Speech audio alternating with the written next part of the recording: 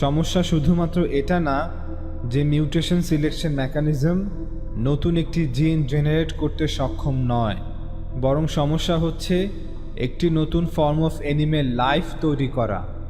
কারণ নতুন form of animal life তৈরি করতে আমাদের প্রয়োজন ডেভেলপমেন্টাল জিন রেগুলেটরি নেটওয়ার্কস, অর্থাৎ জিনদের একটি সমন্বিত সিস্টেম যা কার্যকরীভাবে ইন্টারেক্ট করে জিনোমের নির্দিষ্ট অংশগুলির টাইমিং এবং এক্সপ্রেশনকে নিয়ন্ত্রণের লক্ষ্যে, যাতে করে ঠিক যখন অর্গানিজম ডেভেলপ হচ্ছে এবং সেল ডিভিশনের মধ্য দিয়ে যাচ্ছে তখন একইভাবে প্রয়োজন অনুযায়ী সঠিক প্রোটিনগুলো জেনারেট হচ্ছে বা এক্সপ্রেসড হচ্ছে, যাতে করে সেই নতুন টাইপ অফ সেলগুলোকে সার্ভিস দেওয়া যায়।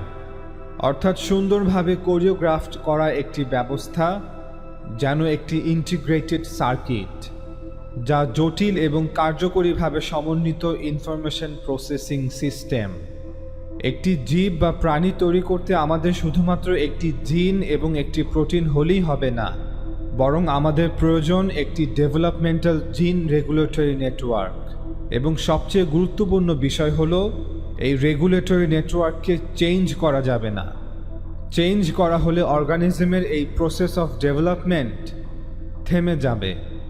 অন্য কথায় অর্গানিজমের এই ডেভেলপমেন্ট শাটডাউন হয়ে যাবে যদি জিন রেগুলেটরি নেটওয়ার্কের এই কোর এলিমেন্টসগুলো চেঞ্জ করা হয়। কিন্তু যেহেতু আমরা জানি যে এই জিন রেগুলেটরি নেটওয়ার্কগুলো অ্যানিমেল বডি প্ল্যান তৈরির জন্য নেসেসারি, যাতে করে একটি নতুন অ্যানিমেল বডি প্ল্যান পাওয়া যায় যা একটি পুরনো অ্যানিমেল বডি প্ল্যান হতে উদ্ভূত, তাই আমাদের এখন একটি নতুন জিন রেগুলেটরি নেটওয়ার্ক থাকতেই হবে।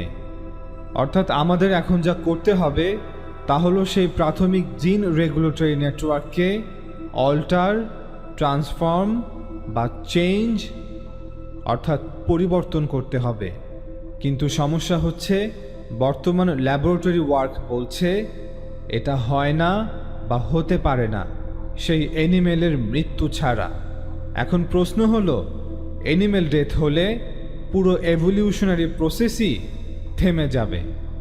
অতএব এটা একটি বিশাল সমস্যা, আর সমস্যা এখনও সমাধান করা হয়নি। এমনকি লিডিং এভলিউশনারি বায়োলজিস্টরাও এটা অ্যাড্রেস করতে চায় না। আরেকটি বড় সমস্যা, এবং এটি আসলেই অনেক বড় একটি সমস্যা, অনেক এভলিউশনারি বায়োলজিস্টরা এই বিষয়টি অত্যন্ত গুরুত্ব সহকারে পর্যবেক্ষণ করছেন।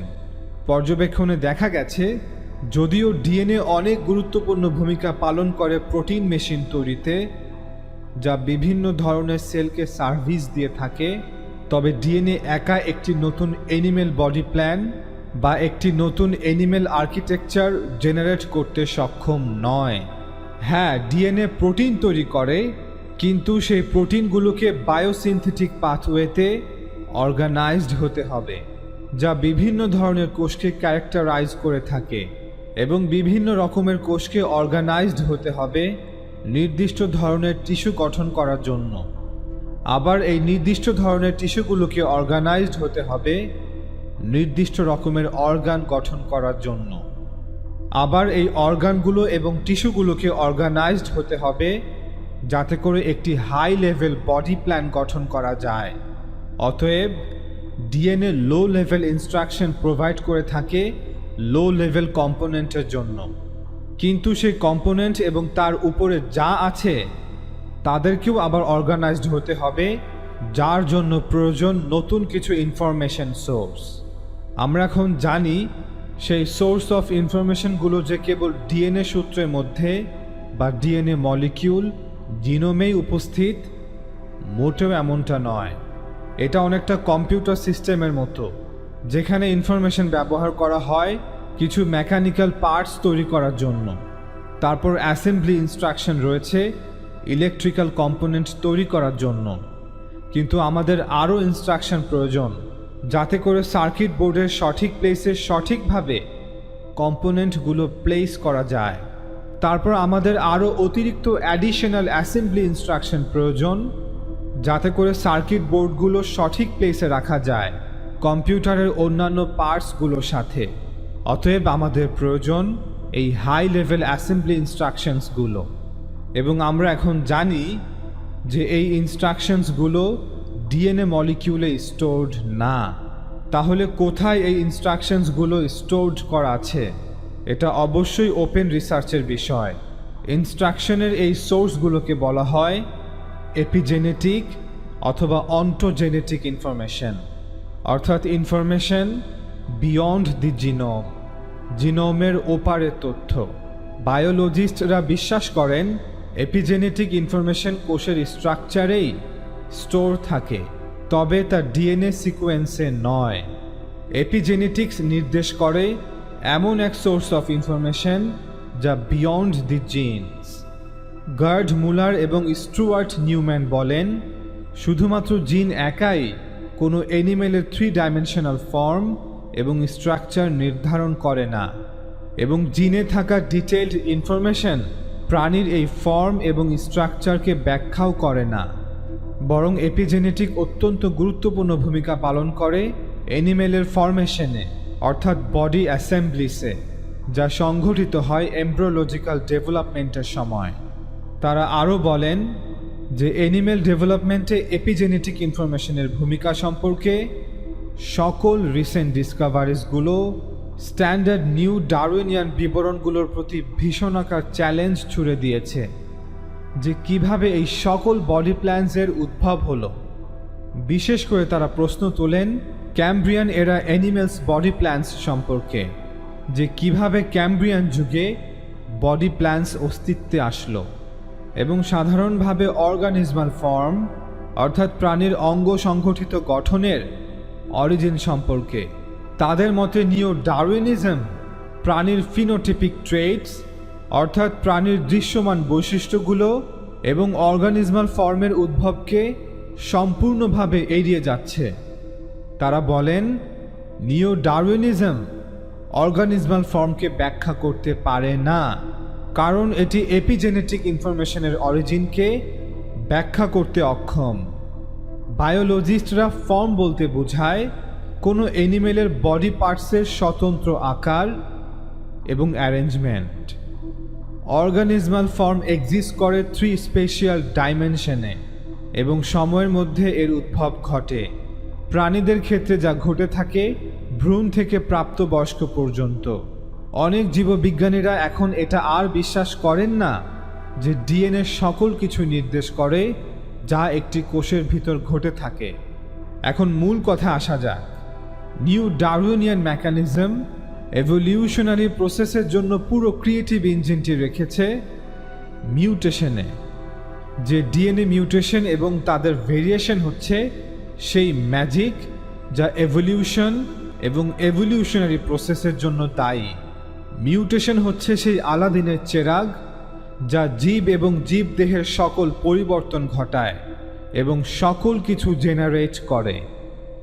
যদিও আমরা গত পর্বে দেখিয়েছি যে র্যান্ডম মিউটেশন প্রায় অসম্ভব, তারপরও মিউটেশন সর্বোচ্চ যা করে তা হলো নতুন প্রোটিন বা প্রোটিন মেশিন তৈরি করে। ডিএনএ সূত্রে থাকা ইনফরমেশন কখনোই নিজে নিজে প্রোটিনকে সেল টাইপসে, সেল টাইপসকে টিস্যুতে এবং টিস্যুকে অর্গানে এবং সর্বশেষে টিস্যু এবং অর্গানকে বডি প্ল্যানে অ্যারেঞ্জ করে না।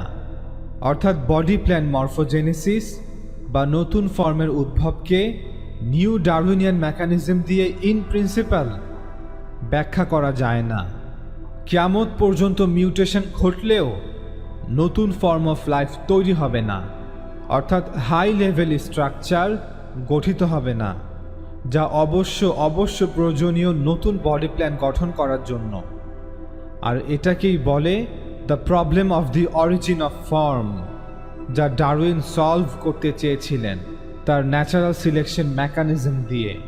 তার সেই থিওরি ব্যর্থ হওয়ায় এর সাথে যোগ করা হয় গ্রেগর ম্যান্ডেলের থিওরি অফ জেনেটিক্স এবং এর নাম দেওয়া হয় দি মডার্ন সিনথেসিস। এত কিছুর পরও the problem of the origin of form solve করা সম্ভব হয়নি, এবং সর্বশেষে 1990-এর পর থেকে এই দুটি আইডিয়ার সাথে যুক্ত করা হয় এপিজেনেটিক্স। কিন্তু অবাক করা বিষয় হলো, ডারউইনের ন্যাচারাল সিলেকশন ব্যর্থ হওয়া সত্ত্বেও তা এখনও মানুষকে জোরপূর্বক গেলানো হচ্ছে। অথচ গত কয়েক দশকে অনেকগুলো নতুন থিওরি বেশ কিছু বায়োলজিস্টরা প্রপোজড করেছেন, যেগুলোকে কেউ কেউ post Darwinian evolutionary theories, models এবং মেকানিজম বলে থাকেন।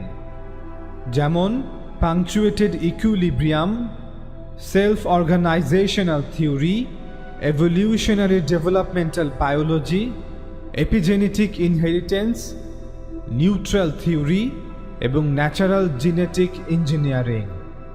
যারা রয়্যাল সোসাইটি কনফারেন্সে নতুন এভলিউশনারি মডেলের একাধিক প্রোপোনেন্টস, যারা নতুন নতুন মেকানিজম প্রপোজড করেন, যা নিউ ডারউইনিয়ান মেকানিজমকে কমপ্লিমেন্ট করে, সাপ্লিমেন্ট করে এবং রিপ্লেস করে। এই নতুন মেকানিজম এবং থিওরির অনেকগুলোর বেশ কিছু অ্যাডভান্টেজেস রয়েছে যা ওল্ড লাইন নিউ ডারউইনিজমের নেই। যদিও এই নতুন মডেলগুলো ফান্ডামেন্টাল ইনফরমেশন প্রবলেম সলভ করেনি। এই মডেলগুলোর মধ্যে একটি ন্যাচারাল জেনেটিক ইঞ্জিনিয়ারিং, এটি প্রপোজড করেছেন ইউনিভার্সিটি অফ শিকাগোর ব্রিলিয়ান্ট মলিকিউলার বায়োলজিস্ট বা cell biologist James A Shapiro. তিনি দেখিয়েছেন যে মিউটেশন যা কোনো লিভিং সিস্টেমে প্রায় ঘটে থাকে তা মোটেও র্যান্ডম নয়, বরং তিনি বলেন এই মিউটেশনগুলো ঘটে অ্যালগোরিদমিক কন্ট্রোল অনুযায়ী। অর্থাৎ অনেকটা এমন যে অর্গানিজমের এই ক্যাপাসিটি রয়েছে বা প্রি প্রোগ্রামড অ্যাডাপটিভ ক্যাপাসিটি রয়েছে। ফলে যখনই কোনো ধরনের এনভায়রনমেন্টাল স্ট্রেস এই অর্গানিজমকে অ্যাফেক্ট করে, তখন অর্গানিজমের এই অ্যাবিলিটি আছে যা কিছু সার্টেন জিনকে অ্যাক্টিভ করে দেয় এবং একইভাবে কিছু সার্টেন জিনকে সাপ্রেস করে দেয়। অর্থাৎ অর্গানিজম এনভায়রনমেন্টাল স্ট্রেস অনুযায়ী কন্ট্রোলড মিউটেশনের মাধ্যমে সকল লিমিটের মধ্যে থেকেও তার চারপাশের সাথে অ্যাডাপ্ট করে নেয়।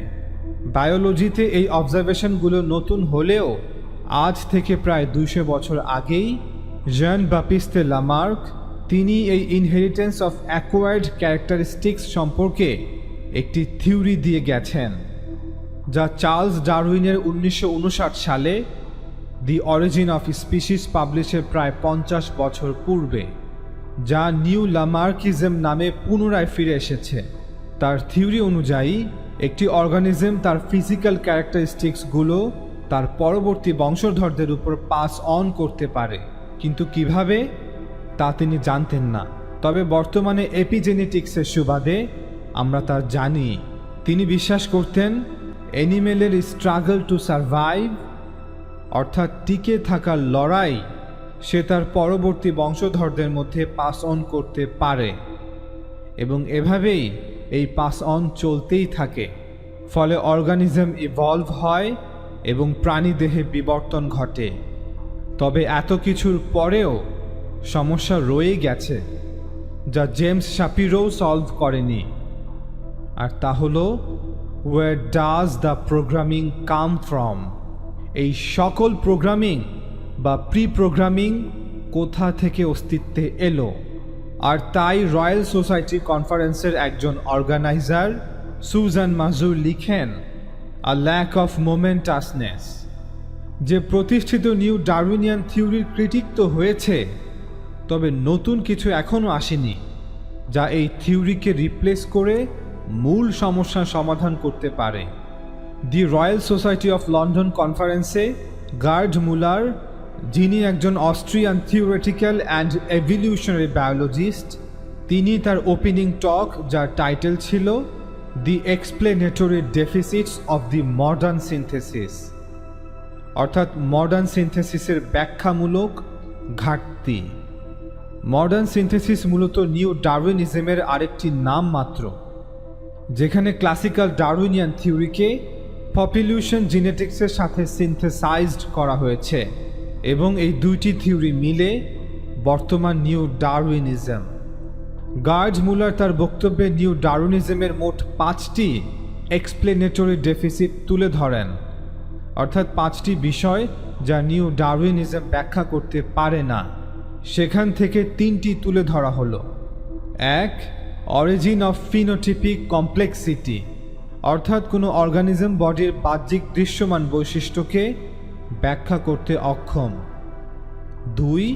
অরিজিন অফ অ্যানাটমিক্যাল নোভেলটি, অর্থাৎ অর্গানিজমের দেহের গঠন বিষয়ক বা শারীরিক নতুনত্বকে ব্যাখ্যা করতে অক্ষম। যদিও অনেকে এ বিষয়ে একমত যে নিউ ডারউইনিজম দিয়ে স্মল স্কেল ভেরিয়েশনস ব্যাখ্যা করা যায়, তবে হিস্ট্রি অফ লাইফের মেজর ইনোভেশনসগুলো যা ঘটেছে এবং যা ফসল রেকর্ডসের মাধ্যমে ডকুমেন্টেড, অর্থাৎ বড় পরিবর্তনগুলো তা মোটেও ব্যাখ্যা করা যায় না। 3. Origin of non gradual modes of transition, abrupt ফসল অ্যাপিয়ারেন্স, অর্থাৎ অসংখ্য ফসল রেকর্ডসের হঠাৎ উপস্থিতি বা হঠাৎ পরিবর্তন, যেখানে নতুন ফর্ম অফ লাইফ হঠাৎ করে ইমার্জ করে, যা বর্তমানে ক্যাম্ব্রিয়ান এক্সপ্লোশন নামেই বেশি প্রসিদ্ধ, যেখানে অসংখ্য নতুন ফর্ম অফ লাইফ ইমার্জ করেছে নিচের স্তরের সিমিলার ফর্ম অফ লাইফের সাথে কোনো ধরনের সংযোগ ছাড়াই। আর এই পুরো ব্যাপারটাই একটা mystery, the mystery of the Cambrian explosion. Cambrian এক্সপ্লোশনে হঠাৎ অসংখ্য major new morphology, new form of life দৃশ্যমান হয়। প্রকৃত অর্থে প্রায় সকল প্রধান প্রধান গ্রুপ অফ অ্যানিমেলই ক্যাম্ব্রিয়ান পিরিয়ডে আকস্মিকভাবে উদ্ভূত হয়। অর্থাৎ the Cambrian explosion is a geographically sudden appearance of the most major animal groups and body plans. Body plan হচ্ছে টিস্যু এবং বডি পার্টসের একটি অত্যন্ত ইউনিক অ্যারেঞ্জমেন্ট। চিত্রে দেখতেই পাচ্ছেন বিভিন্ন ধরনের একাধিক ফাইলা। ফাইলা মূলত রিপ্রেজেন্ট করছে the largest division of classification, অর্থাৎ প্রাণীদের মধ্যে শ্রেণীবিন্যাসের বৃহত্তম বিভাজন। যেমন সর্বডানে আছে আর্থ্রোপডস, তাদের আছে অনেক শক্ত এক্সোস্কেলেটন, অর্থাৎ তাদের শরীরের জন্য আছে অনেক শক্ত বাহ্যিক আচ্ছাদন এবং সুরক্ষা ব্যবস্থা।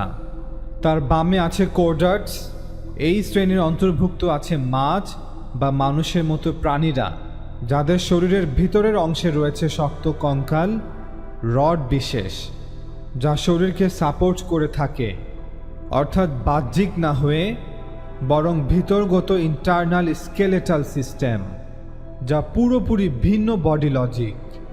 এক্সোস্কেলেটন অথবা ইন্টারনাল স্কেলেটনের উপর ভিত্তি করে একটি অর্গানিজমের ভিন্ন ভিন্ন বডি পার্টসের অ্যারেঞ্জমেন্ট প্রয়োজন হবে, যাতে করে পুরো ব্যবস্থাটি ফাংশনাল হয়।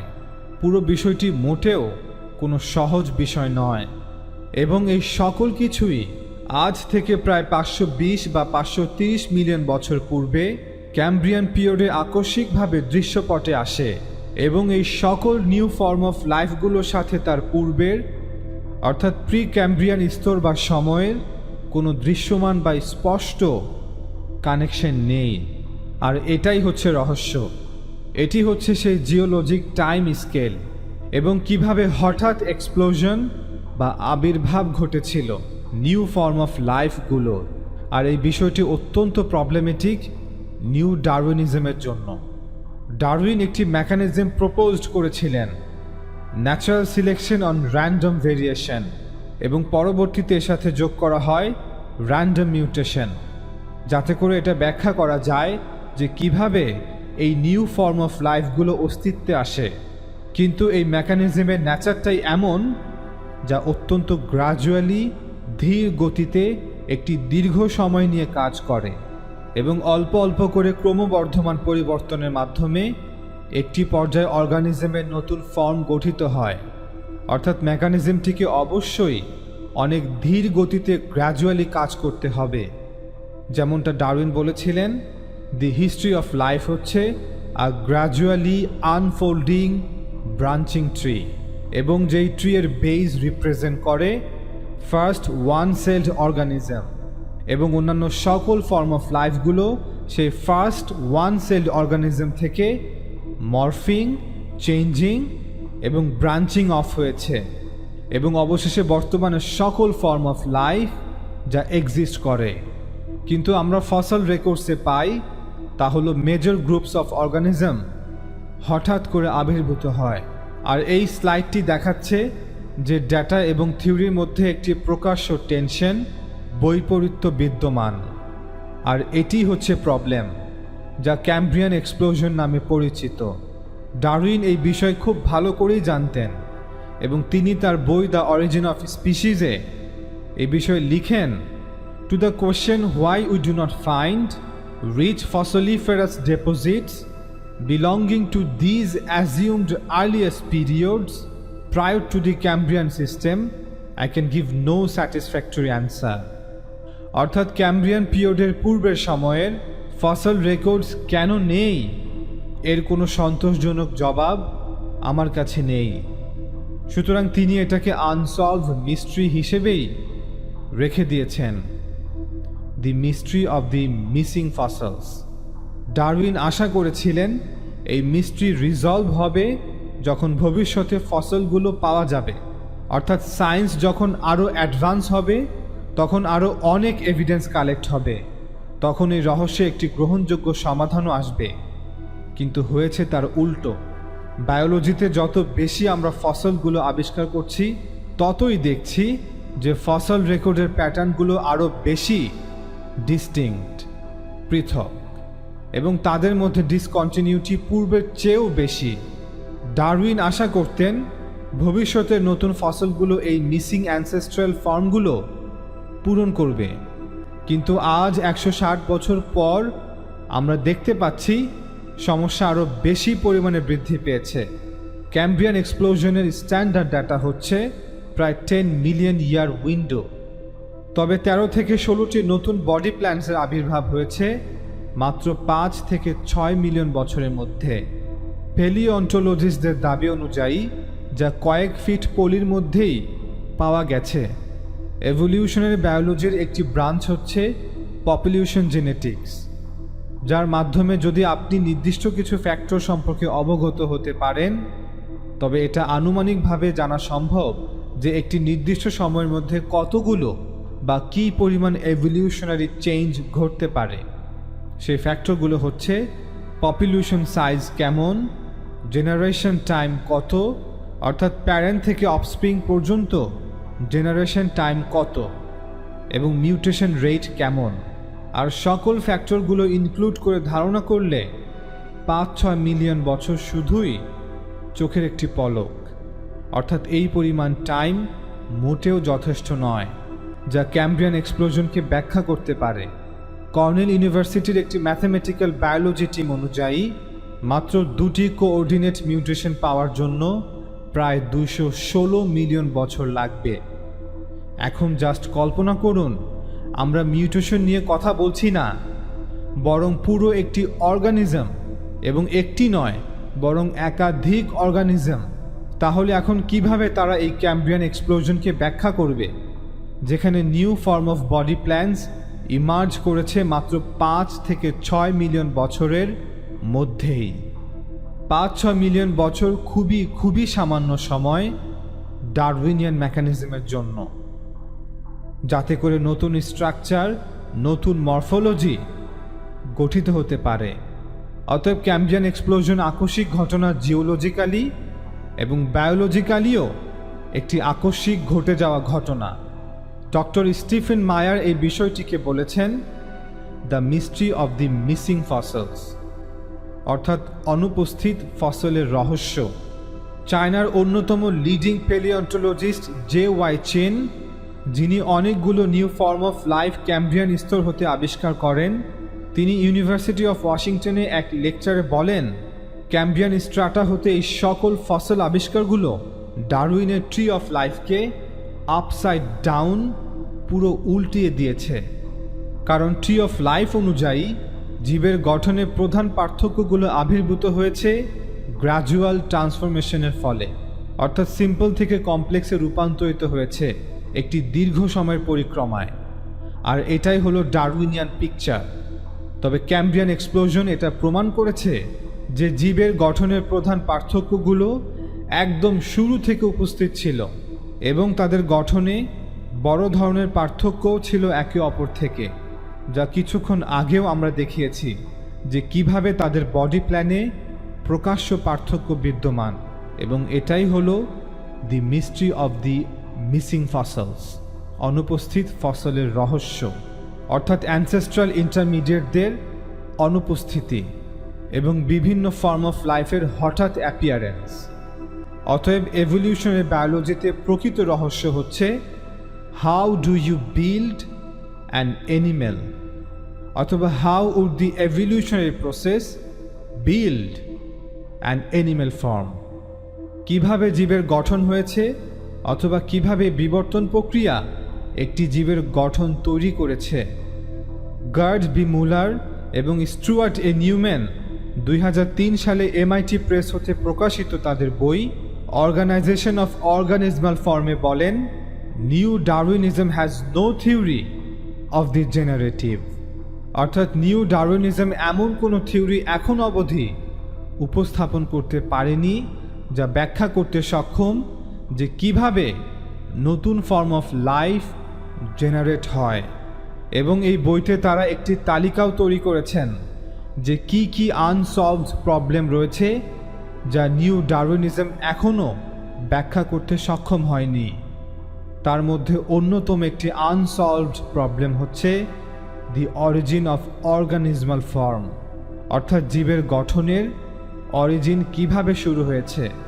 অথচ অনেক অন্ধ নাস্তিকরাই দাবি করে যে ডারউইন এই সমস্যার সমাধান করে দিয়েছেন, যা শুধুই অজ্ঞতা এবং অজ্ঞতা।